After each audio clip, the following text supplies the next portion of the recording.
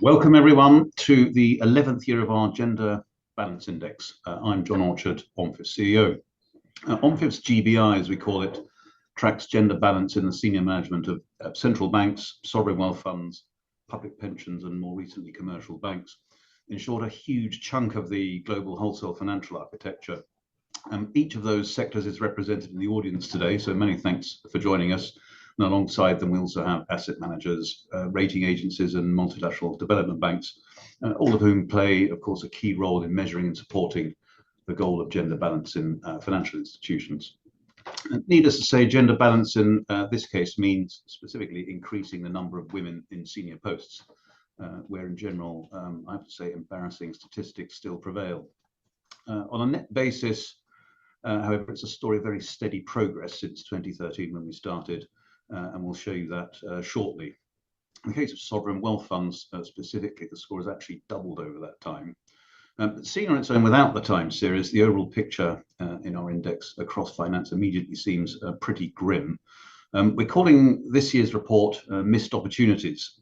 We're doing that because of 63 CEOs that were replaced in the last year at institutions in our index. Only 9 of those were women. Focusing on the leadership post for a moment, and obviously we measure management as a whole, of the 335 institutions in GBI, only 16% of them are run by women. Central banks in general have been making a bit of progress. There's a marked increase in the number of female governors, and you'll hear from one in a little while, Elizabeth Genia, governor of the Bank of Papua New Guinea. Nearly half of central banks as well in the index are improving overall for gender balance in their senior management. And pension funds remain the clear vanguard in it, with getting on for a third of those in our index run by women now. The commercial banking score in terms of CEOs is pretty dire, has to be said. The proportion of those institutions run by women, which was already low in the mid-teens last year, actually fell, as my colleague Nikhil Sangani will explain in a moment. This whole mission, of course, is no doubt the work of a generation. And as we've talked about before, it's not just the quantum of women in senior posts that matters, it's what they actually do. We've dug into that more in the last couple of surveys. Female CEOs, COOs, for example, are not uncommon, but the CTO role in commercial banks and pension funds rarely is, for example. We'll show you that later. We'll take a look at this issue in our, in fact, gender balanced panel after the presentation of the results with Bank of Portugal, the IMF, the Irish Sovereign Wealth Fund, and Franklin Templeton, who kindly supported this year's report, and also running a roundtable on exactly this topic with us next week at the IMF spring meeting. So we're really looking forward to that. Speaking of which, I'd like to turn, without further ado, to our first speaker, before we go on to announce the results. So Rishi Goyal, Deputy Director of Strategy Policy and Review at the IMF, will join us in just one moment. Thanks again, everyone, for joining us. Thank you to the OMFIF team, who remain as passionate as ever about this survey and index, and have very carefully put it together. Please do all share the findings in your networks. Over to you, Rishi.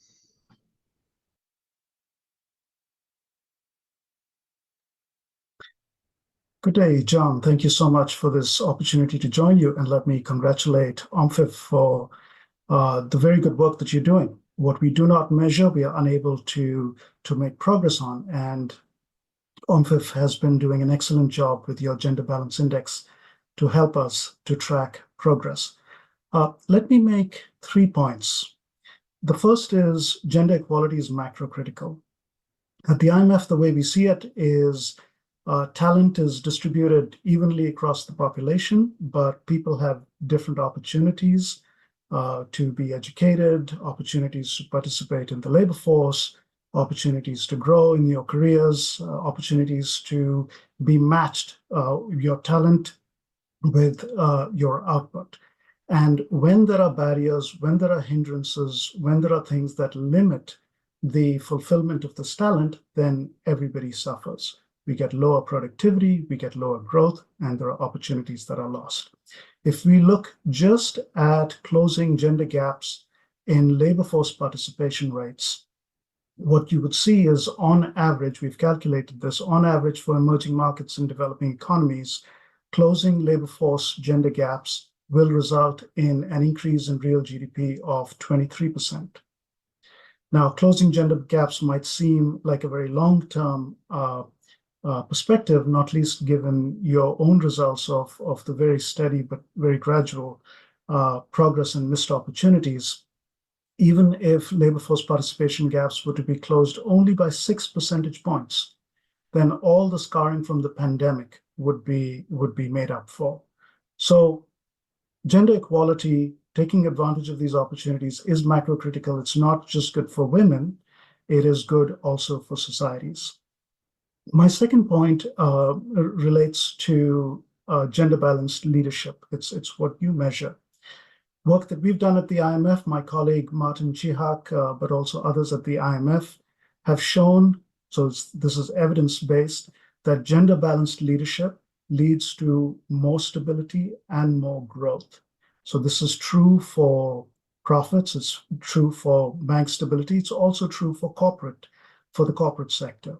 So if we were to follow evidence-based decision-making, this would advocate for more gender balance in leadership positions.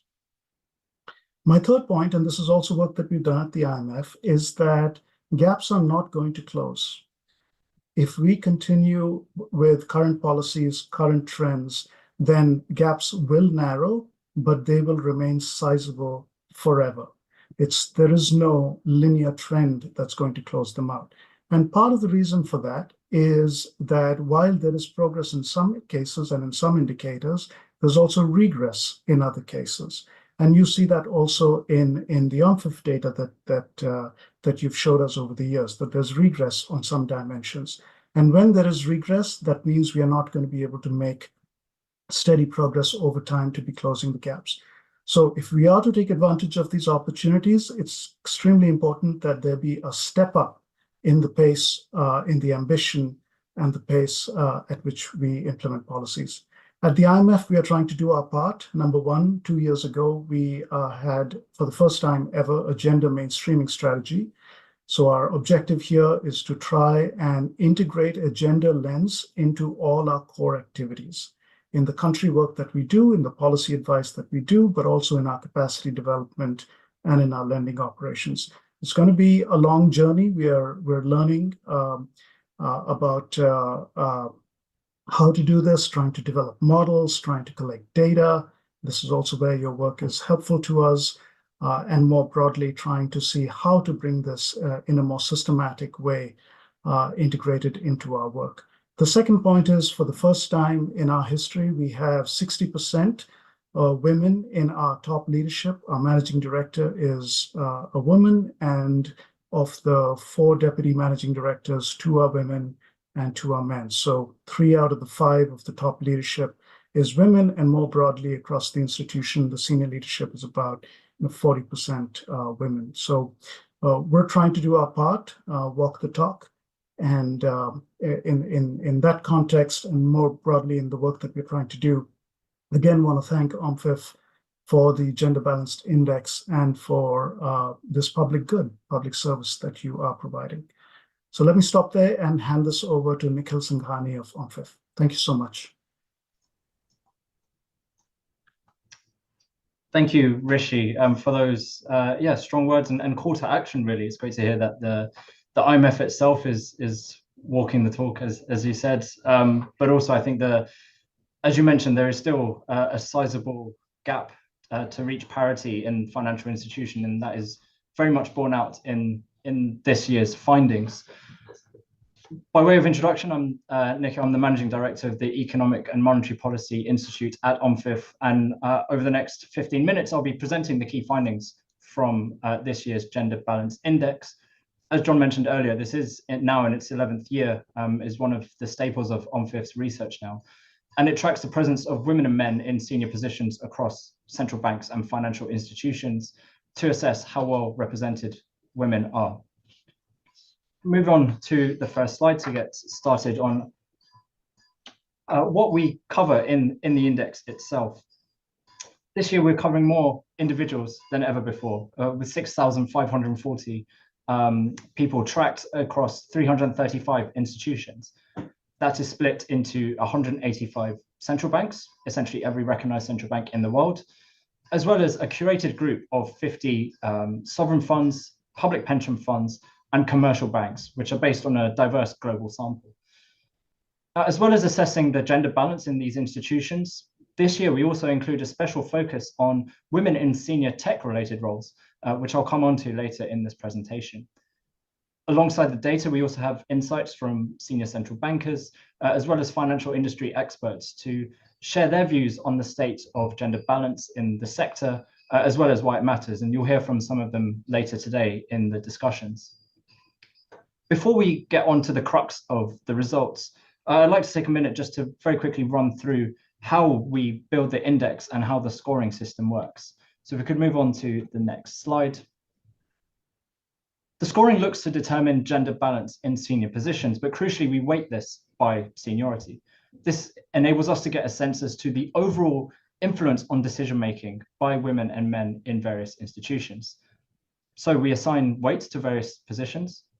Governors and CEOs are given a weight of 7, deputy governors and C-suite members are 5, members of executive teams are 3, non-executive roles, i.e. board members, are given a 1. We then very simply just take the female and male scores, which are the sum of the weights attached to these relevant positions held by these genders. And then we take a ratio of one to another, such that on this weighted measure, if there was an equal 50-50 split, that will give an institution the maximum GBI score of 100. It's worth saying you can find more detailed information about the data that we collect and the methodology in the back page of the report. Now to start with some of the good news, here are the highest scorers in the index. We're pleased to share that for the first time, 2 organizations score a perfect 100, with Banco Central de Chile, the highest scoring central bank with 100, as well as pension fund KLP from Norway, also scoring 100. That is not the only fund from Norway that scores well. Norges Bank Investment Management, their sovereign fund, is the highest scoring sovereign fund with a score of 91. And in commercial banks, for the first time, we see a bank that scores above 80, and that's Banco do Brasil. More broadly, a highlight of this year's report is not just the progress that we see in these highest performers, but generally speaking, there has been an improvement across the sample of 335 organizations we see. If we move on to the next slide, this chart shows the aggregate scores for the 4 types of financial institutions that we cover since 2018. Now, these are aggregate scores here, which are also weighted, such that the larger institutions within each of these groups and central banks are given more prominence. It's worth mentioning here that commercial banks we first introduced to the index in 2021, which is why there's only 4 data points here in the chart. For the rest, they're covered since 2018. Now, to take a step back and take a long view, some of this John alluded to earlier, we see that scores have generally increased for all these groups since we first started covering them in the index. In fact, for all the institution types, their scores have increased by at least 8 points since they were included. And for central banks and sovereign funds, which admittedly are towards the left-hand side of the chart, which are some of the worst performers on average, but there's been a 14-point rise in their aggregate GBI scores in the past 6 years. So yes, there's still a long way to go, although it seems like the trend is generally promising. Now, looking specifically this year, that's the dark blue bars on the right-hand side of each of these groups. Again, it's a general story of some progress. All groups, barring the sovereign funds, saw an increase in their score. That's especially the case for the sovereign funds, which rose to 28 points from 24. And that's mainly due to progress at Norges Bank Investment Management, which I alluded to before. Although, as already said, sovereign funds still have a long way to go. They are, on average, the worst scorers in the index. On the other hand, on the right-hand side, you can see that pension funds, while they are, generally speaking, still the best performers, they're the only group which experienced a slight decline from 50 to 48. Commercial banks and central banks are somewhere in between, scoring between 35 and 40.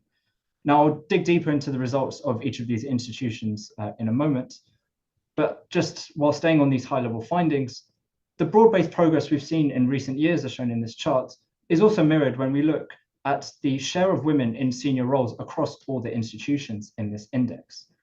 So moving to the next chart. This shows the share of women in various senior roles in the sample. The grey bars here show the figures for 2022. The navy blue bars show for 2023, and the light blue bars for 2024. Now, starting from the top, both in this chart, but also organizationally, the share of women leading institutions has risen in recent years to the highest it's been since we started covering these institutions in the GBI. It increased to 16% from 14% last year. The greatest progress we saw was at the deputy governor or C-suite level. Women now comprise 26% of those positions, which is up from about 23% in 2022 and 2023. And looking at all senior staff in our sample, there has been slight progress in the past year or two to just over 30% of all roles. Now, as mentioned before, and as Rishi alluded to, in many ways, this is still a long, long way from the 50% parity, and sizable gaps will probably remain in the absence of further changes, although at least there has been some sense that things are moving in the right direction. At first glance, there's been some pretty striking improvements in central banks, which I'll come on to in the next slide. This shows the number of female central bank governors since we started covering this in 2014. And you can see there's been quite a sizable jump in the past year. 29 of the 185 central banks that we cover, which includes some of the regional feds, all of the regional feds, sorry, are led by women, and that's 18%. This is the highest this figure has been in over a decade since we started collecting this data. That comprises of 23 national central banks, of course the ECB, as well as 5 regional Federal Reserve banks in the US that we include. This chart alone seems to paint a fairly positive picture, but scratching under the surface, these developments may not seem as bright as they first appear. Indeed, as we mentioned as John mentioned at the start, and as we've titled this year's publication, the story is one of missed opportunities rather than significant progress. And that's borne out in the data that I'll be showing in the next slide. So there has been in the financial industry and central banks alike quite significant churn in the past year. And there's been 63 new leaders among the 335 institutions in our sample. Of those 63 new leaders, only 9 women were selected. That's just 14%. That's broadly the same as the overall share of female leaders in our sample as a whole. What that means is that, again, at the current pace, alluding to what Rishi said before, not much is likely to change based on these trends. Now, looking a bit deeper by institution type, 18% of new central bank governors in our sample are women. Slightly higher, 22% for pension fund CEOs. But quite a damning finding is that none of the 9 changes to central bank CEOs in our sample chose women, as well as none of the 6 changes to leaders of sovereign funds. Now, I want to go into a bit more detail on the commercial banks first, because that's where we see some further signs that things are regressing. So moving to the next slide. This chart here shows the share of women at various levels in our sample of just commercial banks. The light blue bars show for 2023 and the dark blue for 2024. Now, various commercial banks have gone through reorganizations and restructurings after a relatively difficult year. And it seems that women have, at least proportionally, borne the brunt of some of these restructurings, as banks are generally backsliding on gender balance. Looking from the left-hand side, there was a very slight decline in the share of female board members in the overall sample. But perhaps most concerning was the 3 percentage point drop at the C-suite level to 15% from 18% before. That suggests that in terms of the pipeline of future female leaders at banks, things are going backwards. Another worrying statistic is that 60% of the 50 banks in our sample do not have any women at all in their C-suites, which is further highlighting the sparse pipeline of future female leaders across many different banks. Now, looking further at the CEO level, as alluded to before, it's not just the case that no female leaders were selected. Actually, in 2 banks, Handelsbank and NatWest, they replaced their female leaders with men. And that broke down the overall share to 12% from 16% a year ago. One of the few positive stories that we see amongst the commercial banks is Banco do Brasil, which, as mentioned before, is the highest scorer. They reorganized their exco with now 40% comprised of women, which is a significant improvement from last year, and their score is now 84. And they are also one of the 6 central commercial banks in the sample with a woman as a leader. Now, moving on to the next group of institutions, the global public funds, namely the public pension funds and sovereign funds. Again, looking at the top level in terms of their number of CEOs, or the share of CEOs rather, they reflect some of the best and worst. The best is on the public pension fund side, and there's been an encouraging improvement in the share of female CEOs to 28%, up from 24%, and that's thanks to new appointments at USS in the UK and Singapore's Central Provident Fund. However, for the sovereign funds, there's been stagnation at 10%, that's 5 out of the 50 funds, and this share has not changed in the past 3 years. Now, going one level down, looking at the C-suite, more than a third of C-suite roles, or close to a third of C-suite roles at pension funds are comprised of women. There's particularly been progress in emerging markets this year, which is why we've seen some improvements. For example, for Mexico's CONSA fund and India's Employees Provident Fund hired women as the new CFOs. There has also been a small increase in the share for sovereign funds too, although at 18%, it's still far lower than those for pension funds. And finally, looking at the next level, again, we see some encouraging signs among the pension funds. 38% of the excos are now comprised of women, up from 35 the year before. However, we saw a slight decrease for the sovereign funds, down to 27% from 28%. So stepping back, generally speaking, pension funds are showing encouraging signs of progress, whereas it seems like there's a lot of scope for progress amongst the sovereign funds. And moving on to the next slide. One additional layer of analysis that we've brought into the index this year is looking at it on a regional basis, which we've also done in previous years. And one clear trend that emerges is that Europe is leading the way on balance. So the blue bars show that for each of the institution types that we cover, those are the average scores for European funds versus the rest of the world. And you can see that Europe leads on every single institution type. That's especially the case for sovereign funds, which, as alluded to before, is helped by the progress at Norges Bank Investment Trust, Investment Management. But it's also the case in pension funds and central banks that European institutions generally do better. It's also the case in commercial banks, although the gap there is less striking. Looking at the other side of the coin, generally speaking, Asia-Pacific institutions are lagging behind with the lowest scores across all institution types by region.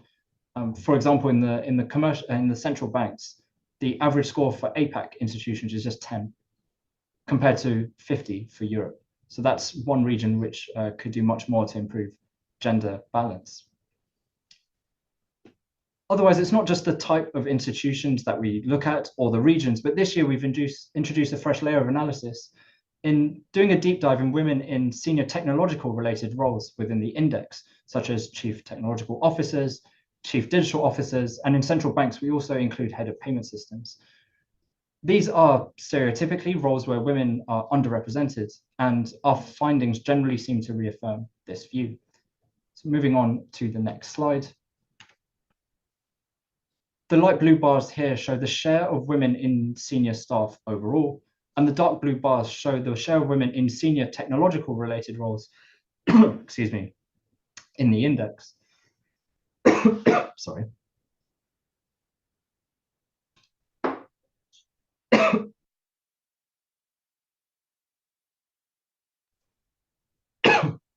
Excuse me. Seems like these results are so striking, I can't even get them out anymore. So the level of female representation in tech-related roles, looking on the right-hand side, is on a par with all senior staff at about 31%. Looking on the left-hand side, sovereign funds tend to do better for these tech-related roles, albeit there's a small sample size, but 4 of the 7 roles here, that's 57%, are held by sovereign funds. In commercial banks, once again, there's some bad news here. Women are, excuse me, severely underrepresented in senior tech roles. Only 13% are held by women. And in an industry that we've already mentioned before is already underwhelming with its lack of female representation, it suggests that the ladder is even harder to climb for women in tech-related roles at commercial banks. For central banks, actually, there's generally an encouraging story there. 39% of tech-related roles are held by women. But pension funds, there's work to be done there. Only one of the 10 female CTOs in our sample are women. Now, before wrapping up, I'd like to share some quotes from some prominent female leaders about why gender balance is so important, which will help us as we go into some of the discussions later on today. So moving on to the next slide. And firstly, from a quote from Jenny Johnson, the president and CEO of Franklin Templeton, who mentions that we talk about the benefits of diversified portfolio investments all the time, and the same benefits exist when you add diversity to teams at all levels. Excuse me, sorry. Moving on to the next quote, this sentiment is echoed by Caroline Abel, governor of the Central Bank of Seychelles for the past 12 years, who contributed an article to the report saying that having gender balance is crucial to improving policy and decision-making. Moving on to the next contributor, Anniko Sombati from Hungary Central Bank, who's the chief digital officer there, spoke about how women in general are more open to learning and constantly improving. And in all these technological related roles, this is a must, which is to say that women are well positioned to take on these technological related roles. And the final quote is from Monique Newak, who works with Rishi at the International Monetary Fund, who reiterated this message that Rishi has also mentioned, that gender is macro critical.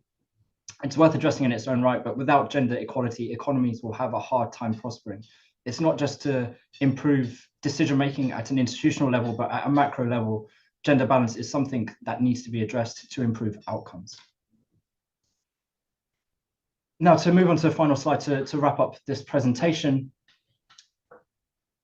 gender balance is improving in senior positions, but the overall message is that this has been a year of missed opportunities. European institutions generally perform better than other regions, but even there's still a lot of work to be done. And finally, women in technological related senior roles are equally underrepresented in financial institutions. Excuse me, sorry. We have far more details than those that I've just presented here in the report, so please do take the time to go through some of the insights which you can download from our website. Thank you very much for listening to this presentation. With that, we'll now be hearing comments from Elizabeth Jenia, the governor of the Bank of Papua New Guinea, and then I'll be turning over to my colleague, Arunima Sharan, who'll begin a panel with to delve deeper into these results with a panel of experts. Thank you very much for your time.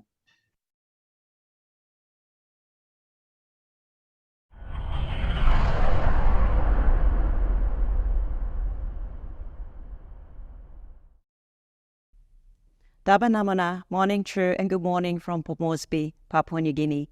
Thank you for inviting me to participate in this important event and to attend, if not in person, in the spirit of international communication and shared learning. Today, I would like to share the experiences of the Central Bank, the Bank of Papua New Guinea, and our journey towards achieving gender balance.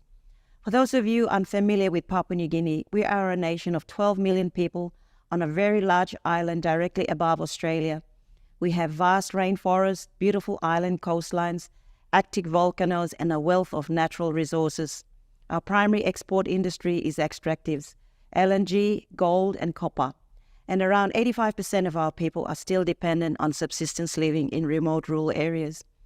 We are also a male-dominated society. We have only 2 female politicians in our 118-member House of Parliament. This is a significant improvement from the last Parliament. We have never had a female Prime Minister, Deputy Prime Minister, or a leader of a major party. Family and sexual-based violence is high and is something that affects all of us, either personally, in our families, or in our close friendship circles. And while more women are the executive ranks of the public and private sectors, they are still rarely seen on boards, in the C-suite or in the public sector executive ranks.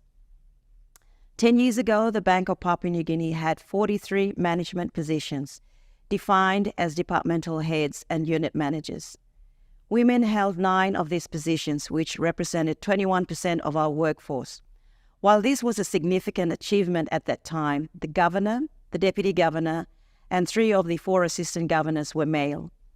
In 2019, the bank took its first steps towards implementing a comprehensive and gender equity and social inclusion, or GESI policy.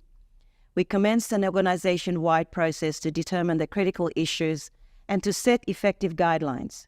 Staff and management at all levels participated in an online survey as the first phase of building a comprehensive organizational gender assessment. The survey helped gauge general attitudes to and knowledge of GESI issues. The findings were insightful, honest, and sometimes uncomfortable. They formed a strong basis for focus group discussions, which helped us to gain a better understanding of the results and implications. In December 2019, the bank launched its GESI policy and its implementation strategy 2020 to 2024. The implementation strategy aimed to embed GESI principles and practices deep into the bank's culture and bring gender equity considerations to the forefront of planning and decision-making. I'm very proud to say that I was Assistant Governor, responsible for corporate affairs at the time, and this successful project was conducted under my sponsorship. By the end of 2020, the percentage of women in management positions had increased to 29%. Yes, the executive positions, governor, deputy governor, and 3 out of the 4 assistant governors were still held by men. But we were starting to see suitably qualified women appointed to management roles, even in the technical areas traditionally held by men. And now in 2024, since the adoption of the GESI principles and practices, there has been a gradual yet distinct shift towards gender equality, starting from the executive level. I'm extremely proud and humbled to be the first woman appointed governor of the Bank of Papua New Guinea, leading a management complement that is now 30% women. A critical success factor for the bank's GESI implementation has been the structure and support by the team of GESI focal points. These are staff members, both male and female, representing each group and department in the bank. The focal points have received specialized training so they can recognize, respond, and refer staff to help and support if they are suffering from discrimination or gender-based violence. The appointment of 2 male volunteers as GESI advocates underlines the bank's commitment to closing the gender gap.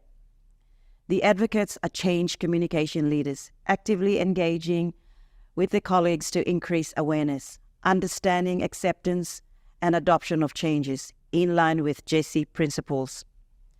We continue our focus on GESI, and it is a central part of our strategy 2050, which is guiding the bank into a digital and more financially inclusive future.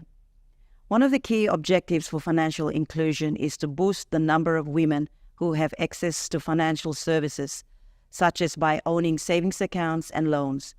But today, more than half our citizens remain unbanked. Financial inclusion is an increasing focus of our work and is critical for our economic growth and development. The importance of gender equity in the context of financial services was clearly acknowledged in 2017, when Bank of Papua New Guinea, and with the support of the program's partners, launched the GESI policy for microfinancial system institutions. Implementing this policy started off with awareness building and training for the staff of partner institutions. At the time, these institutions employed more than 600 staff, serving over 400,000 customers from 46 branches across 13 of our 21 provinces. This training and awareness led to a better understanding of women's financial issues, which has helped many thousands of women around the country over the years since then. But we are also conscious that over 30% of our provinces still lack access to national microfinance institution. Too many people remain outside our formal financial system. BPNG is driving innovation and progress in financial inclusion. It is one of our strategic priorities and is a focus of our work on financial market development. Closing the gender gap to where Women represent 50% of new account holders is a stated aim in the current National Financial Inclusion Strategy 2023 to 2027. And we are seeing progress. In 2015, just under 500,000 deposit accounts were held by women. By the end of the third quarter of 2023, that number had increased to almost 1.5 million, an almost 300% increase in less than 8 years. Making it possible for women to own a secure bank account is certainly an effective way to close the gender gap. But we all know that owning an account is different from being financially included. Crowding women into the financial system is critical if they are to benefit from the ownership of these accounts.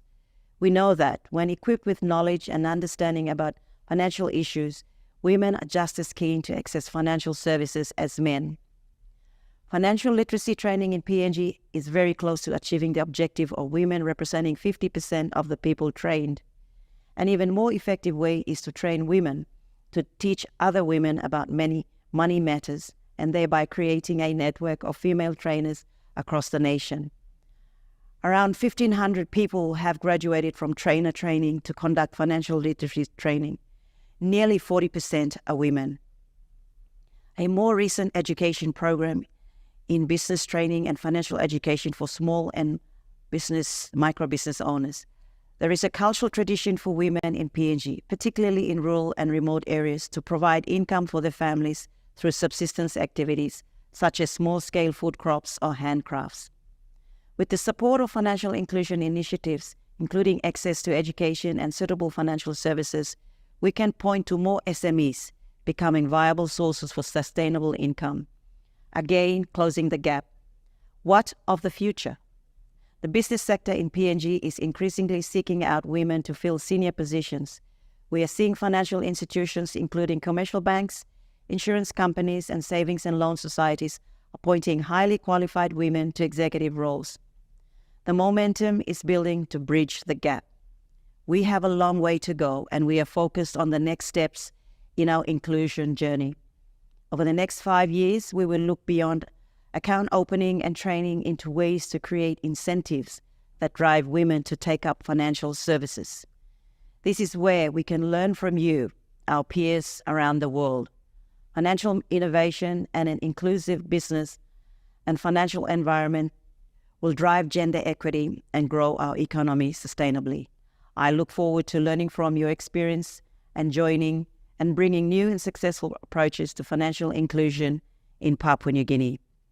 I am grateful for the opportunity to speak with you today. We have come a long way, and we are proud of our achievements. But we also have a long way to go. We know that by sharing our experiences, we can learn from each other and work together to create a more equitable world for all. Thank you.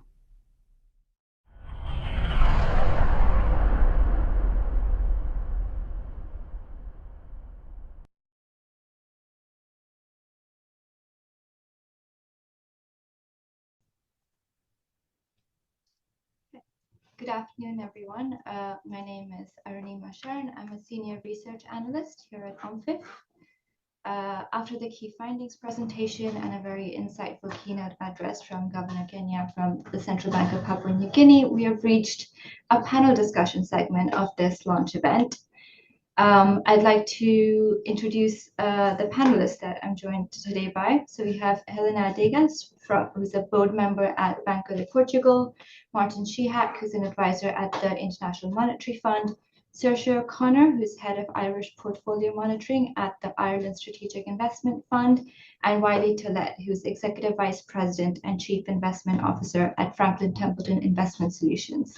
Thank you all for joining us. I'd like to ask you all to unmute yourself so we can get started with the discussion. Before I do that, just a couple of notes on housekeeping. The panel discussion will last for just about an hour. I have some questions for all of you to start with, but if anyone in the audience who's listening in also has questions for our panel as we go along, please do put them in the chat box and I will incorporate them throughout the discussion. So to start off, we heard in the presentation earlier and the report finding this year is that while there has been evidence of progress in terms of gender balance in financial institutions over the past year, it also has been a year of missed opportunities. So my first question to all of you is, what do you take away from this? And perhaps before that, why does gender balance really matter in these financial institutions? So maybe we'll start with you, Martin. Oh, thank you. So it's a great pleasure to join you. And I've been carefully observing the progress of this report over the 11 years. So I'm super happy to see the new edition. Why does it matter? So my colleague Rishi Goel sort of gave us a bird's eye perspective, but I think the way we are looking at it, it matters because of the broader societal and macroeconomic effects. And so he mentioned the effects through the labor market.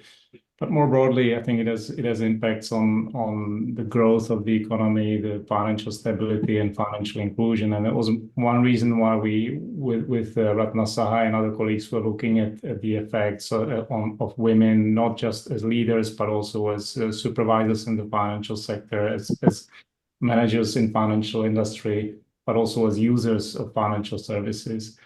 And I think that the underlying point is that talent is distributed widely in the society, and these barriers have sort of detrimental macro effects. And the numbers are staggering. I think Rishi mentioned the 23% of the real GDP if you close the labor gaps. But we also found the effects in terms of financial stability are quite seismic. And the finding that there's backsliding, there's some progress and some backsliding, it very much resonates with a lot of the numbers we've seen, not only from ourselves, but also from colleagues from the World Bank. And unfortunately, it's not as trivial. I think initially probably we thought if you have more women leaders, it also translates automatically into the other aspects. And it's definitely not as straightforward. For example, in the financial inclusion space, there's a lot of hope in fintech and sort of new technology, but there's also the area where women tend to be more underrepresented. So again, it's not easy to address. We'll get more into the transmission channels, but again, I think my perspective, my interest has always sort of come from what does it mean for macro.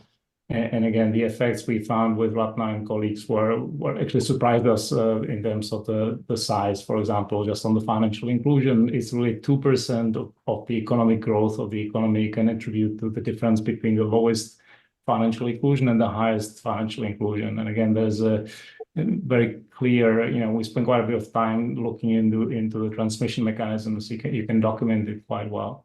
With that, let me stop here. I'm looking forward to the discussion and of course the future editions, but I think resonates very much. Thank you.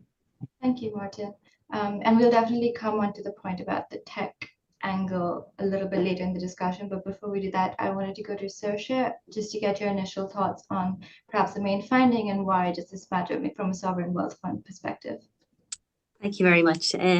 Yes, so thank you for the invitation. It's great to be here for the launch. And I suppose I echo what has been said up to date. I suppose from our perspective, we're all about investments. So it's all about financial performance. And diversity of thought is really important, whether it's internally in ISEV, challenging and looking at our investment decisions, or the investee companies that we invest in and having that diversity of thought around the board and good governance. So for us, it just makes commercial sense that we have diversity of thought, and obviously diversity of gender is key to that. It makes better decision making, and it's better governance and financial results. So that's what we've seen. We've done a lot of work on this, and we've gone back out to our investees to see, and we survey them to see how they're actually representing that breakdown. So for us, it's all about commercial return. Thank you. Helena, I think same question for you, having worked in central banking for so long, maybe with the central bank perspective. Okay. Hi, it's a pleasure to be here. I have not much to add to what has been said, but I would say that this initiative, gender balance matters, and this gender balance index matters very much because it works like a mirror where all the institutions in so many geographies and in all types of financial subsectors in the financial sector can look at themselves and see where they stand. And it's very important because they see each other, they compare with each other, and that helps them to set a plan to where they should stand in some years' time. I think that the gender balance it matters a lot because of, as all other speakers already said, because of the diversity, because it brings diversity, and with diversity better decision making. But it only brings better decision making if this diversity is real, and the diversity is real if women don't feel the pressure to behave like men. And that is helped if we have more role models, and those role models that younger females in the lower ranks in the organization can follow. And those role models, by the way, didn't exist some years ago because we could copy were male roles. Those female roles are very important for women, younger women, to feel more confident, more secure, that they get more self-reassured, that they can not need to copy men and be themselves. And only if they do that, if we dare to be different, will diversity really be diverse and then bring to we know about portfolio diversification, bring to better decision making. And looking at the results about this year's result, I wouldn't care so much about comparing this year's result with last year's, because we know there is some volatility, and this is normal in an index that measures things like whether the CEO is a woman or a man. It's normal that this will have volatility from one year to the other. Lower ranks are more stable, and the percentage in lower ranks of the organization, that's more stable, and it's important to see that progress. But it's more important than look at last year's. We should look at last decade. If we compare today's numbers with the numbers we had a decade ago, the movement is impressive. So things are changing. And although sometimes we don't notice them moving every day, they are changing a lot. Of course, there is the half-empty part of the glass. There are still the stereotypes, the culture. One point that maybe we are going to speak later, I don't know, the elephant in the room, the maternity and childcare requirements. But I will stop for now. Yeah, thank you. We definitely will come to that. That was going to be my next question. But before I get to that, Wiley, I'd like to turn to you. I think kind of the same thing for your initial reflections on the report, and maybe if you'd like to touch upon the point Helena just made about the importance of role models, because I know we had the CEO, Franklin Templeton, write for our report, and there's a lot of women in senior leadership in your organization. So I thought it would be nice to get your perspective on that as well. Indeed, and thank you, Arunima. And I, again, very much echo the comments of my fellow panelists. So Franklin Templeton has had a long-standing commitment to improving gender diversity in the financial and investment industries. We hire people in more than 30 countries around the world, and we want the broadest possible talent pool. And as Helena mentioned, what we've broadly seen is that sort of at the more junior levels, we've made good progress across many different regions. But getting folks to the top of the organization, getting women to the top of the organization has been more challenging. But we've made slow progress, but I think everyone agrees that it would be better to see more rapid progress. So again, we have a corporate commitment to that. And we're very pleased to be a sponsor of this index.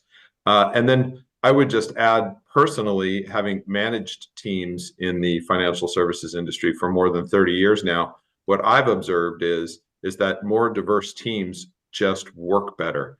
And so just very practically, they just are better to manage. They have better investment performance. And I have evidence of that over many years to witness that diversification in your team and in your dialogue and in your decision making and in the way people think and in their educational backgrounds and in their genders, that really helps create portfolio diversification, which is really the essential tool in investment management. And so we're, again, both as a company and then personally as the CIO of the solutions team at Franklin, I'm very committed to that. Specifically related to role models, indeed, Jenny, I've worked with Jenny, my entire career, 30 years at Franklin. We both basically grew up in the company together, and it's been fantastic to see her progress through the company. And she is a member of the founding family, but I would also add that she paid her dues through all the different roles in the firm, and is absolutely deserving of the CEO role. And it's fantastic to have a woman CEO. She brings just a unique energy, and has really been just really a force of nature within the firm. And so it's been great to have that, not only for the women in the firm, but frankly also for the men, to see a really strong and powerful leader, great decision maker, really take the helm of the company and really help it succeed. Thank you. I'd like to go back to a point you mentioned about seeing maybe moving closer to parity at the junior levels, but not seeing that in the higher middle management or senior levels. So maybe, is it time to shift the focus from recruitment to retention when it comes to gender balance? What would you say to that? I would say that it's time to maintain the focus on recruitment, because you've got to keep the pipeline strong. But I agree that it's time to maybe improve the focus on retention, because I think that if I could pinpoint one area that if we could help address, it would be, getting capable women back after maternity leave and getting them back up to speed. Because what's going on, or my observation is when they take time off for maternity leave, many times their male colleagues are not taking that time off. And so when the women come back to the workforce, they feel like they're behind. They're behind their peers a bit. And so I think if we can do things to help address that, and there's a variety of things that we've observed just since, for example, the pandemic, I would make an observation that since the pandemic, we've implemented a much more flexible work-life balance, because working from home is much more accepted now than it was, or starting your day at home and then continuing it at work, and then maybe finishing the day back at home because you might have childcare or other caregiver responsibilities.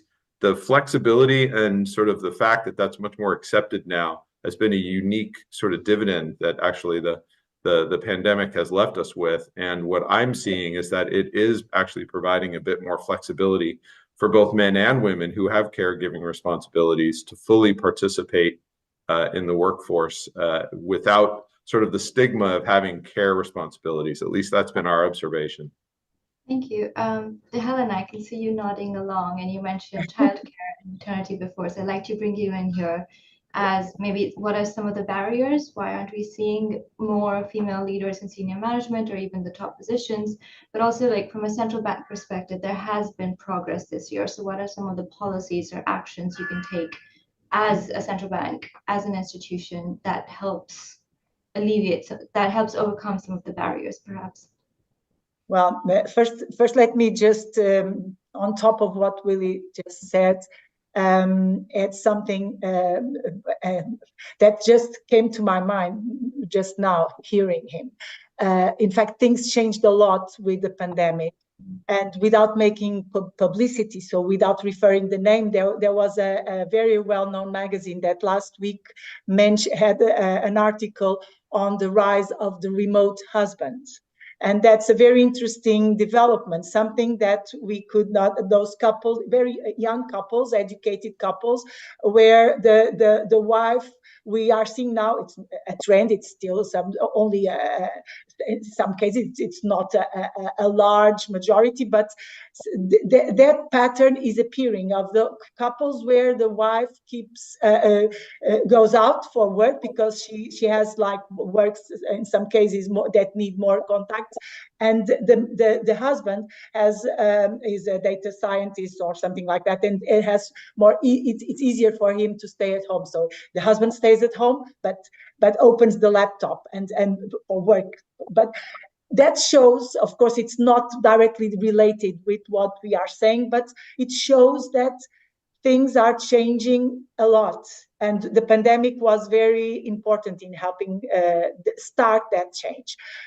About the barriers, well, I mentioned one very important barrier is the fact that somewhere in their lives, sooner or later, most women will want to have children, and that tends to be a weight much a larger burden on women than on men. And of course we cannot change that, but we can find ways to help ease the burden, and most of all to help them when they come back after childbirth. One thing that we have in Portugal, let me give our example. It's not the policy of the Bank of Portugal; it's the general policy of the country. We the parental leave can be theoretically by law used by women or men. Theoretically, if a couple wants to use almost all the parenting leave by the father and not by the father, they are free to do so. The problem is that culture, you cannot change things by decree, simply by decree. You can make a law, but then if people their choices keep being influenced by the culture, the tradition, the way they relate to each other, then you change the law, but in practice, you keep having much more women using most of the months they have of parenting leave than their partners. So that's one of the problems. We talk about measures, and measures are important, and policies are important, but it's also important to change the culture, and it's something much deeper and takes longer to change. But we have to be optimistic and believe that this change is taking place. Let me just finish by saying that in Bank of Portugal, we are quite happy with the situation, although we don't score like Banco de Chile because of the way the index is constructed. But I would say that in our case, the gender balance is not really an issue, because we have a problem, and I think that applies to many other organizations in the top management level. So we have a very balanced share in terms of number of staff numbers. Also in terms of the lower ranks of management, middle management, it's in our case we have more women than men already, and then we have a balanced board. But then what misses is, it's like a sandwich, is that level in between of heads of department, deputy heads of department. In that level, we still have like 1/3 women, 2/3 men. But I would say that's a question of demography. It will take some years. It's not next year, but in 1 decade, women that are middle managers today will be top managers naturally, as long as we help them not be hurt by the fact that they also want to be mothers in the middle of their lives. Thank you. So that does also tally in with one of our findings, which you might have heard my colleague Nikhil mention before, that European institutions have done particularly well in our index this year, and that includes European central banks that I think on average have a score of 50, which is much higher than the otherwise global average score for central banks, which is 33. But perhaps more striking, where the difference is more striking, is in the case of sovereign funds, where sovereign funds in Europe score 4 times as high as compared to sovereign funds in the rest of the world. So Saoirse, I think that naturally leads me to you in terms of what are you doing at ISIF that maybe you can share with us about how you can bridge the gap between, say, European funds and the rest of the world. Yeah, no, exactly. And I think some of it's already been touched by the panelists. I think, first of all, we recognize that it's a journey, that it's going to take time. And we've done a period of self-reflection just on, I suppose, our own organization, ISIF, and we sit within an organization of the NTMA. What we've done, I suppose, on the recruitment side is, we acknowledge that on the financial side, we tend to get less female apply for jobs, but that does not stop us aspiring to have a 50-50 balance when we take them to interview stage. So we screen to try and get 50-50. If we don't get enough applicants coming in on the female side, we'll go back out again. So that's our first start that we do, so that we try and at least get 50-50 representation when we do our shortlist. And what we find is that actually, although we may get fewer females coming in on the application, they actually progress, at a faster rate through the interview process. So the conversion rate is much better. So that's what we do, I suppose, on the recruitment stage. We also use our network within our organization to promote that within social media. So to reach out into the female space that may not naturally see it. So that's definitely one thing we do.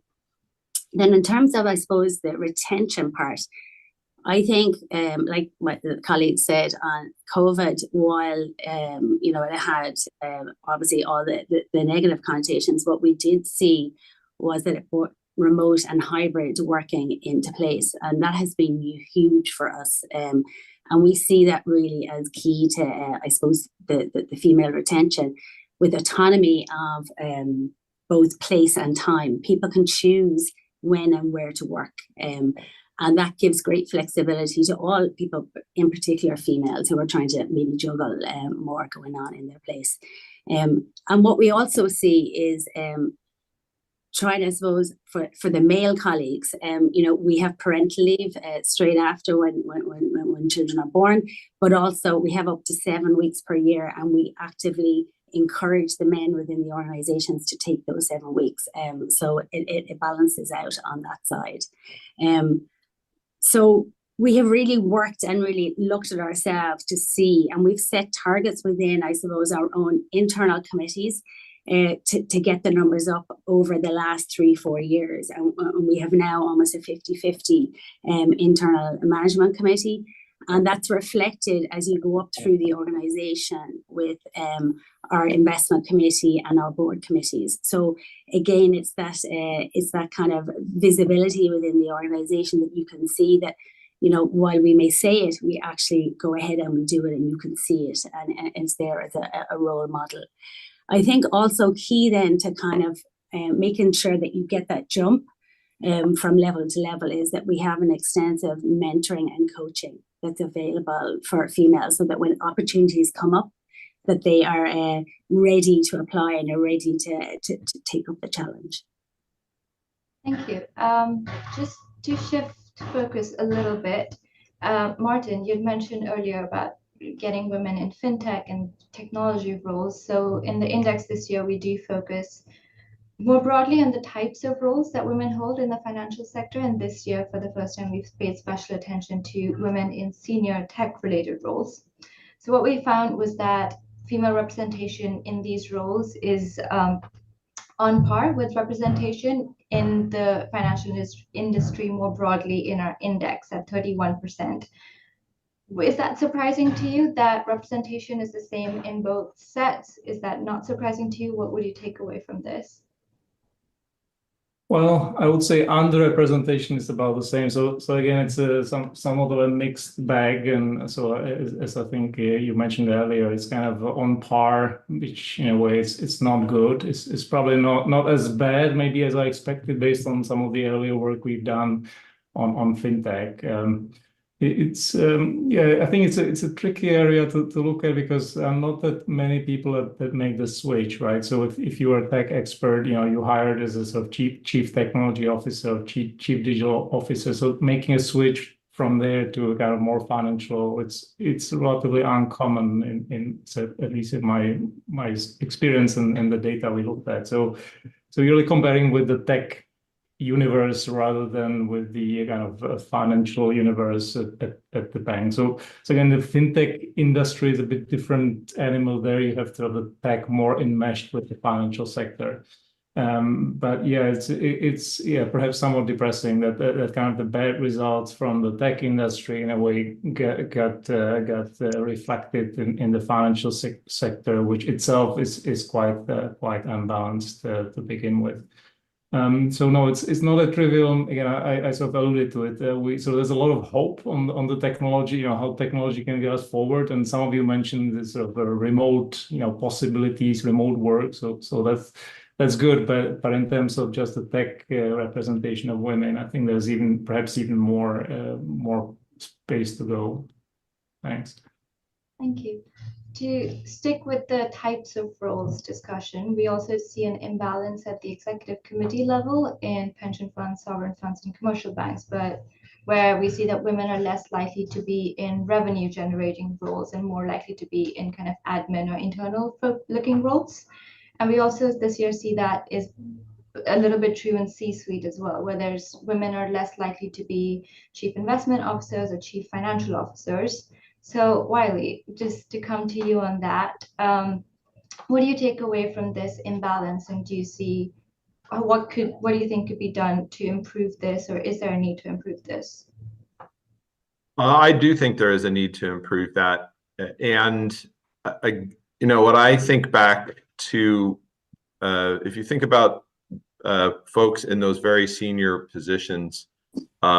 Those are usually roles where folks have been in this industry or working in their field for 30 plus years. And if I go back 30 years ago to my graduate and undergraduate education, there was very clearly sort of gender imbalance in my educational experience, where the finance classes and the investment classes and certainly the technology classes were just very much dominated by men, and the women were few and far between.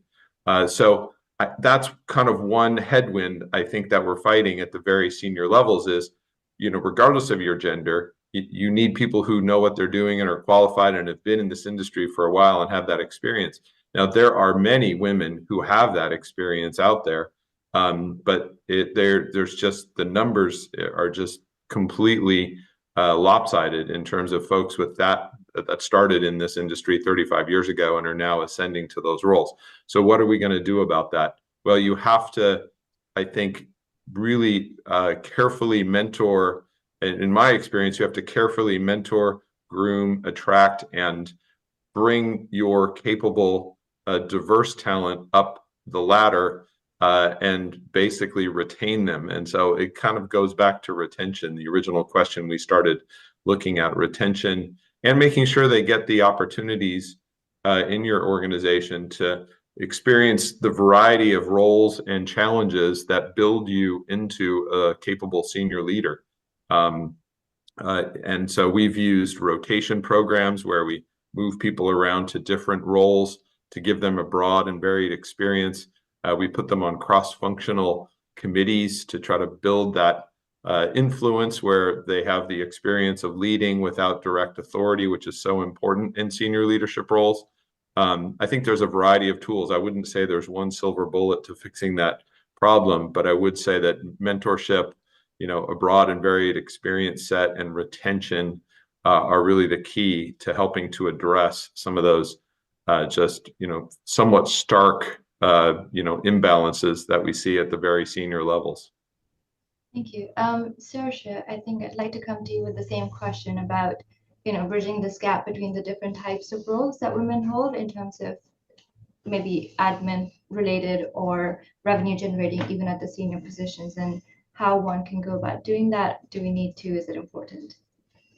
Yeah, I suppose within ISIF we actually have females in those positions. We have 75% are female at the director and deputy director, so we have actually bridged that. But that's been, I suppose, a combination of internal recruitment and very much through the identification of people who have rotated in different functions throughout the organization, and then also external recruitment, and back to that 50-50 and looking to get it. So I think it's a combination of coaching, mentoring, sponsoring, identification, I think, of your high potential females within the organization, and then ensuring that you sponsor or mentor them to bring them to the roles that they need to be. It's important, I suppose, to know and to do, I suppose, a talent audit and know where the talent is within your organization, and then when the opportunities come up, where you need to reach out to. Thank you. So we've got a couple of audience questions, and I think the one that came in is about sorry, it's disappeared off my screen for a second. Yeah, we've got a question that says, how do you address the quality or tokenism to ensure that apparent progress or improvement isn't meritocratic? So this is a common criticism about policies to promote diversity being not meritocratic. So I would like to get maybe, all of your views on that, perhaps starting with Martin, if that's okay. I think we touched on some of these important elements here, and that's it's not. I think it's perhaps narrow to only look at these policies as something you require a 50%, right? And I think we touched on issues around work-life balance, ability to work remotely, take paternity leave. So again, I think it's important to acknowledge this criticism. I think it's, again, you hear it a lot of times. So rather than sort of pretend it doesn't exist, I think it's an important point. But the way to really address this is to look at what are the barriers that you're trying to address. And so in some of the work that my colleagues have been doing was to look exactly what are kind of the barriers to hiring and retaining and promoting. And a lot of it goes to issues around childcare that we sort of touched upon, things about sort of being able to care for your family members. And again, oftentimes it's not just for women. I was one of the first beneficiaries of our paternity leave policy. And I remember in the initial days, you had to prove that your wife is incapacitated. And it was kind of, there was a stigma to it. And by now it's commonly accepted. And so again, so I think it's the policies for men that actually have these sort of important spillover effects for everybody. So again, I think that it's in a very wrong way to look at these policies as something that is just requiring 50%. And then in fact, the minority of the countries in the World Bank study had this kind of a sort of rigorous, law hardwired requirement. It's more a few European countries, but most countries in the world don't have that. And I think it's probably it's a kind of red herring. It's not the bulk of those policies. Let me stop here. Back to you, Arunima, but it's a good question. Yeah. Helena? Yeah, well, in fact, the criticism that some policies to help set a more balanced gender equilibrium are not meritocratic is it has a point, but in fact, in a perfect world, quotas should not be needed, of course, but and they should always be transitory when they exist. But and in fact, they can backfire. That's one problem, even for women, because we all know of cases where some women is invited for something, and people tend to say, "Well, it's because she's a woman." So, and sometimes it's unfair. It's not because of that, but that's the tendency to think, well, she was invited because she's a woman. So these policies should not be needed at all, and they should be used as little as possible and be transitory. But for a while, they can accelerate the transition, and they can help break a vicious circle that exists, that we acknowledge that exists, and that has to do with the culture, with the values, with the and with the low self-esteem of women themselves. Sometimes they don't even try because they think there's no point in trying. And so while this lasts, those policies can, although they can seem not really meritocratic, they can help. In fact, a final result then in itself is meritocratic. And one last word, I think that quotas, because that's what we are talking about, when they exist, they should be well used, because otherwise they backfire. So they should not be used to choose women that are not competent, or to favor women that are clones of men. That's what the quotas should not do. I think that goes back to your initial remark about diversity is real when women don't feel the pressure to behave like men. So I guess, the quota is should be designed and used in the proper way. Saoirse, I think the same question to you about. Yeah. So we don't have quotas, and we don't have hard targets. We have aspirations. But ultimately the best person will get the job, whether that's male or female. What we try and do is just have a level playing field, so everybody has the opportunity to take the role. So we've debated that, quite a lot, but I think it's all about opportunities, and then it's up to each candidate to actually shine on the day, to take the opportunity. Quotas are a difficult one because they instantly bring in that kind of favoritism, or kind of perception of favoritism. So I would agree with the panelists. They're difficult to use and difficult to apply without having negative connotations coming back. So we're in favor of, I suppose, having the same playing field for all, and having the opportunities for all to access. There's just another audience question that's come in, so I'd like to pose that, but then Wiley, I'd also like to get your thoughts on this meritocratic conversation. So the question that's come in is, do you think there's truth to the statement that men are hired for potential and women are hired for their track record? And how would you address this? So Wiley, I'll leave it up to you if you'd like to come to this question, or maybe comment on the previous one before that. Sure, I'll talk about your comment first around, or the question around meritocracy, and I completely agree with my fellow panelists that I don't think quotas are actually the way to go. Like a hard and fast quota, it does bring sort of that the possibility that people are in roles merely to meet a quota rather than having the right qualifications. So I think that the objectives can be the same, and I think many of those quotas probably come from a well-meaning place, but I think they're actually counterproductive. I would also just quickly comment on something Martin said struck me, which I have also recently observed just here in the US, which doesn't exactly have sort of the most supportive parental leave policies in most places in the country.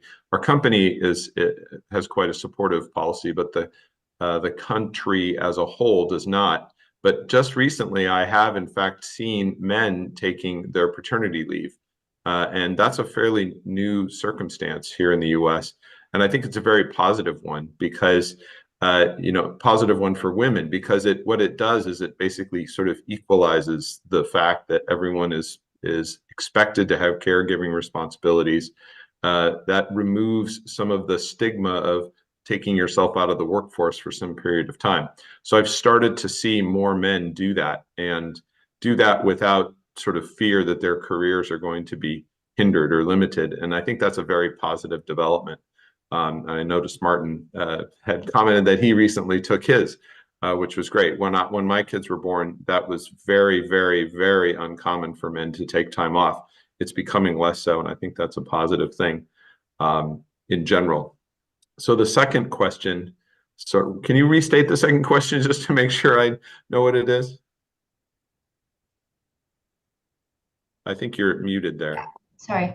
So the question that came in was, do you think there's truth to the statement that men are hired for potential and women are hired for their track record? And how do you address this? Well, I work in the investment industry, and in fact, almost all of us in this industry are sort of hired for our track records, literally, our investment track records. So, and I would say that I take some comfort from hiring from track records in general, because there's some that's actual hard data that is gender non-specific. So I prefer to look at that when I'm hiring, say, portfolio managers, to actually look at our track record as one of the many elements that people bring to the table, and doing that in a sort of gender non-specific way. One of the things that we have started to implement, which I think has been a positive component of our hiring and recruitment process, or the promotion process as well here, is we've used a requirement to have a diverse candidate slate for the last few candidates. It's sometimes here in the US called the Rooney Rule, after a tool that was used to improve the diversity amongst sort of our football coaches. And that same Rooney Rule, we're now broadly using in our hiring and promotion practices, where the last few candidates for any open position, we need at least one of those candidates to have some element of diversity. It doesn't have to be gender, it can be some other element of diversity, but most frequently it's gender. And I think that's a very positive development. It can be, you have to be cautious about it. It can also just be kind of used to tick the box when someone already is, anxious to promote someone that's been in the role for a while. So you have to be thoughtful about it, but you have to take it seriously, like any of these tools and techniques to improve diversity at the senior levels. But I would say that in our firm, it's had a positive impact on improving the opportunities for women to rise to senior levels. Thank you. Helena, I think I would pose a question to you. In your experience, have you seen that women are hired on track record versus men for their potential? No, not at all. For my experience, what I've seen in the world I've been, maybe a very favored world, I admit, is that men and women are hired exactly using the same criteria, and looking both to their track record, unless they are coming out of university, but even in that case, and looking, of course, at their potential. So I don't see that happening at all in my environment. Yeah. That's very reassuring to hear that, and I hope the person who asked the question is satisfied with the responses. Just with an eye on time, I think we're down to the last about 10 minutes of it, so I'd like to use it to get perhaps some final remarks from all of you. Just what, some of the key things that you think people should keep in mind as they leave the meeting and stop listening to the discussion. And also, I know we can't really predict the future, but what are maybe your predictions for what gender balance in the financial industry is going to look like realistically, but maybe what it should look like going forward? So, just based on people on my screen, I think, Saoirse, if we could start with you. Great. I suppose my key remark would be, what gets measured gets managed, and I think this is fabulous work that we have here, and the trend analysis, and we are on a journey. I think for us as investors, we can play a role in what we invest in. And we can, as asset managers, really look to bring diversity into our kind of lens when we look at our investments. So that is something that I would like to see come through with our investor groups that we work with within our investment space.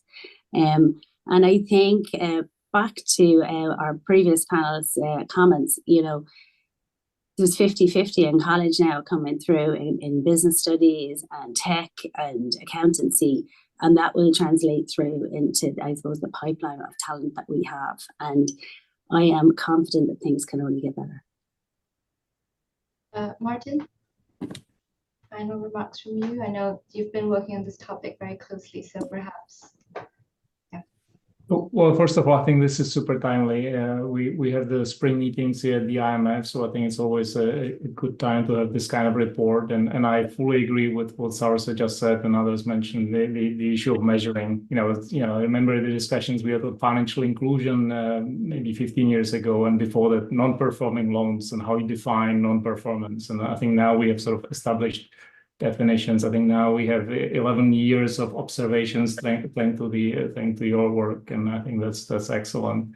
Gives us a little bit more insight, and I really value that you going a little bit deeper. So not just looking at CEOs, but looking at the pipeline. So I think that's a very promising direction. I don't like predicting future. I think that based on your results, I think we also need to be ready for surprises. At some point we thought there's going to be a nice linear progression, and I think as somebody mentioned these numbers, I think Helena mentioned it's a small sample, so it can go up and down, and that's fine. And be ready that again, the future may not be as straightforward as we think. We tend to look at a few countries here. There are many other countries in the world.